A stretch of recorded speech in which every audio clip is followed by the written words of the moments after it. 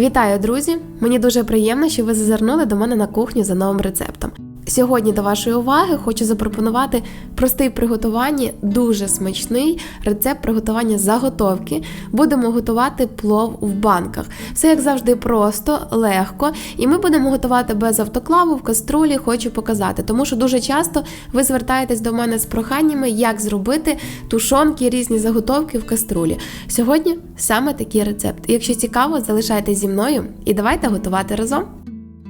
Дивіться, сьогодні я маю ось такий шмат м'яса, у мене свинина 2 кг. Звичайно, ви м'ясо можете замінити на будь-яке, яке у вас є, яке більше любить ваша родина. У мене свинина досить така жирна. Це добре, тому що нам потрібен смалець, нам потрібен жирок. І нарізаю ось такими шматочками.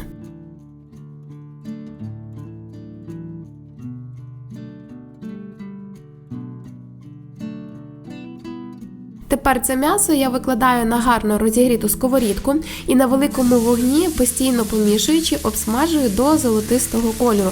Нам потрібно, щоб вся рідина із м'яса випарувалась і м'ясо підзолотилося.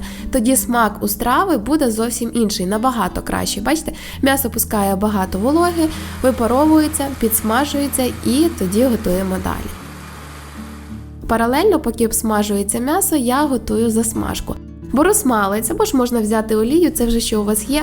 У мене є домашній смалець, тому і використовую його. Обсмажую цибульку до золотистого кольору, додала ще сюди моркву і готово.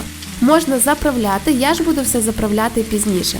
Бачите, м'ясо підзолотилося, відправляю в миску, в якій це все буду перемішувати.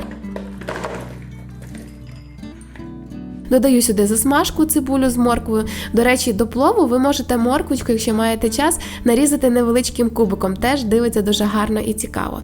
Поки все гаряче, я додаю приправу до плову та сіль. І все перемішую. Дивіться, солі я використовую на 1 кг м'яса 20 грамів. Сьогодні у мене 2 кг м'яса, тому у мене 40 грамів солі. Але ви вже дивіться до свого смаку, куштуйте. Але зазвичай ось ця пропорція саме та, яка необхідна. Тоді ваша страва буде доведена до смаку.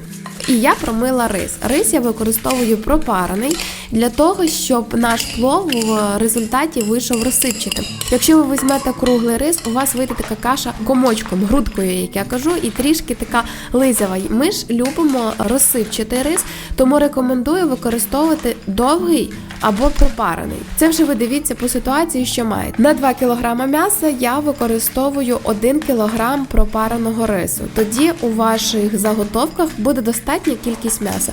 Звичайно, можна рису взяти трошки більше, але це вже буде не так смачно. Все перемішую і викладаю в банки. Банки я використовую сьогодні півлітрові з єврокришками. На дно банки усі заготовки в будь-які тушонки я завжди додаю перець горошком. І наповнюємо банки. Як бачите, я банки щільно не наповнюю. Додаю м'ясо з рисом трішки більше половини банки. Можна ще менше, тоді, якщо ви хочете, щоб рис був таким соковитішим, тоді рису додайте ще менше і більше води.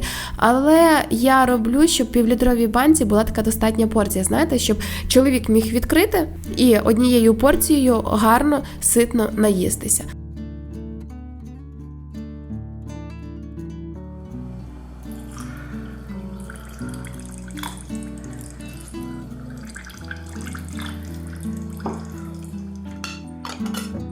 Викладаю все в каструлю, в якій буду стерилізувати, дно обов'язково застилаю полотенцем.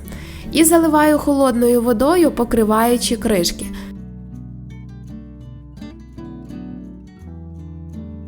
Доводжу все до кипіння. Дивіться, 3 банки я варю без покритою водою.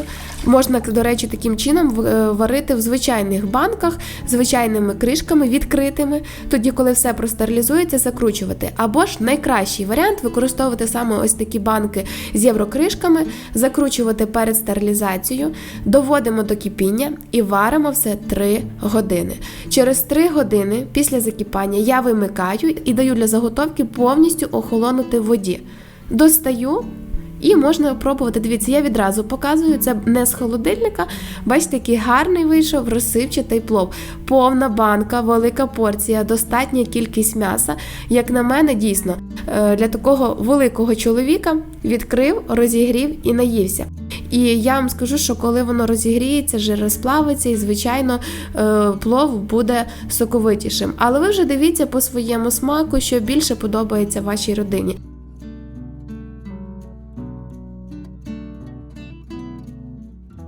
М'ясо гарно протушкувалося, така заготовка прекрасно зберігається в прохолодному, темному місці, тому рекомендую, відкрив і якось розігрів без проблем. Будь ласка, напишіть в коментарях, чи ви зараз користуєтеся різними заготовками, чи заготовляєте, чи готуєте, і чи для вас актуальна така тема. Мені дуже цікава ваша думка. А я все-таки сподіваюся, що вам сподобалось. Якщо так, підписуйтесь, натискайте на дзвіночок, щоб отримувати сповіщення про нові відеорецепти. До нових зустрічей, готуйте. Готуйте з любов'ю і нехай у вас все буде добре.